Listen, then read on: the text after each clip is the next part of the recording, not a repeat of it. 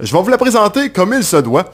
On lui avait parlé il y a environ 2 mois, si je ne me trompe pas, dans Sport en vrac. C'est notre athlète de bikini fitness par excellence dans notre émission, Marie-Ali Trottier. Bonsoir Marie-Ali, ça va bien?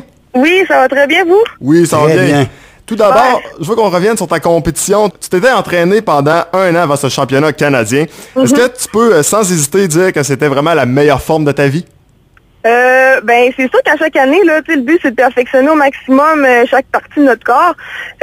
Mon objectif là, c'était de prendre de la masse musculaire, donc j'ai dû prendre du poids pour ça. Mais je peux dire sans hésiter que ouais, j'étais à ma meilleure forme possible jusqu'à maintenant. Tu compétitionnais contre combien d'athlètes? Ben en fait, au total, là, on était 450 là, mais c'est sûr que ça comporte beaucoup de classes, bikini, fitness, figure, catégorie physique aussi. Dans le bikini, je sais pas, on devait être une centaine. Ça se classe en petite, moyenne, grande, très grande. Mais dans la catégorie très grande, c'est sûr, on est tout le temps un peu moins parce que c'est en haut de 5 et 7. On était environ une quinzaine là, dans ma catégorie. Quand tu regardes les catégories qu'il y a là-bas, les participantes qui sont là-bas également, il y en a plusieurs qui, ça fait des années qui s'entraînent. Est-ce qu'il y en a qui sont intimidantes un peu sur les bords? Intimidant, mais c'est clair que, tu sais, j'ai 23 ans, il y en a qui ont 27, 28, puis il y en a aussi que ça faisait quand même plusieurs fois qu'ils avaient fait le championnat canadien, donc ça m'a quand même surprise de voir à quel point il y avait autant de filles en shape. C'est différent que des provinciaux, puis Québec Open, des championnats à Québec. Ça m'a quand même surprise, mais non, j'ai pas été intimidée, là, j'étais en bonne forme. Je pense que ça a même été le contraire. Je pense avoir peut-être intimidé des filles là-bas. Donc non, c'est ça. Tu as terminé 5e, ce qui est quand même assez remarquable. Est-ce que tu peux nous parler un peu de ta performance? Ben en fait, moi j'en ressors que du positif. C'est clair que j'étais peut-être un petit peu déçue de pas avoir ramené un trophée ou une médaille, là. J'aurais aimé ça finir top 3. Mais quoi qu'il en soit, tu sais, le but d'un championnat canadien, quand c'est le premier là qu'on fait, c'est d'arriver à se faire remarquer. Puis en finissant top 5, ben c'est ça, je pense que c'est juste du positif. Puis dans le fond, c'est ça, le but c'est de faire de faire ressortir le maximum de savoir le plus possible. Puis je vais y retourner l'année prochaine, puis en espérant faire un top 3. Ben selon toi, justement, qu'est-ce qui a été tes points forts et peut-être les points à travailler pour l'année prochaine? Je dirais physiquement mon derrière de jambe, là, donc les skios. Je dirais aussi le posing parce que la prestance sur stage, c'est un critère qui est vraiment important pour les bikinis. C'est sûr que le côté physique, là, c'est quelque chose d'important, mais il y a beaucoup sur stage l'élégance, la personnalité, nos déplacements, le rapport. Je pourrais même mettre le critère là, de la sensualité parce qu'il faut séduire le jury, il faut séduire le public là, en quelque sorte. Donc, je dirais pas que j'ai fait une mauvaise prestation, mais je pense que j'ai encore des points à améliorer là, à ce niveau-là. Ben justement, comment on fait pour améliorer le point de la sensualité? Est-ce qu'il y a des entraîneurs qui sont là pour ça ou c'est tout simplement... Oui, c'est sûr qu'il y a des cours de posing, il faut se pratiquer. Je pense que de nature, tu sais, aussi, il faut l'avoir, là. Mais c'est vraiment de plus de confiance sur toi, plus que faut pas être stressé, tu sais, il faut arriver sur stage, faut être naturel. Puis c'est ça, pour faire ressortir un petit peu le côté coquet, là, pour charmer les juges. Donc, mais c'est ça, mais je pense qu'avec l'expérience, ça va venir. C'était probablement des juges qui étaient un petit peu aveugles, là, sensuellement. Je veux dire, on te regarde puis on est déjà convaincus, là. Ah, ben merci. Non, plus sérieusement, grâce à ta performance, tu pourras participer à la compétition qu'on appelle Amateur Arnold. Qu'est-ce que c'est exactement? Ben en fait, Arnold, là, c'est tous les athlètes qui se sont inscrits là, en tant que membres du comité national, puis qui ont été placés 5 dans une compétition au niveau national de leur pays. Donc ça permet pas de recevoir une carte pro, mais c'est vraiment bon pour l'exposure, pour les magazines, les contacts, étant donné là, comme là c'est en mars prochain, ça va être en Ohio. Donc ça va être une belle expérience. Puis par la suite, c'est ça, je vais refaire le championnat canadien qui va être probablement en juillet pour essayer là d'obtenir une carte pro, mais c'est sûr c'est relativement dur d'en avoir une parce qu'il en donne seulement quelques-unes, c'est souvent juste les premières positions. Donc je vais faire mon possible pour en rapporter une l'année prochaine.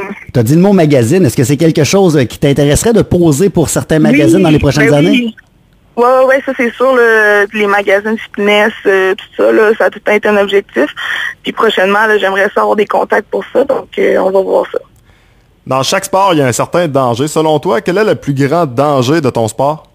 Ben c'est sûr que le bikini, moi ça reste une catégorie, tu sais, qui est plus raisonnable, moins dangereuse côté santé. Tu sais, les filles, il y a moins d'excès, il y a moins de problèmes liés aussi aux changements hormonaux. Peut-être l'épuisement mental, l'épuisement physique, ça c'est clair, surtout en fin de préparation.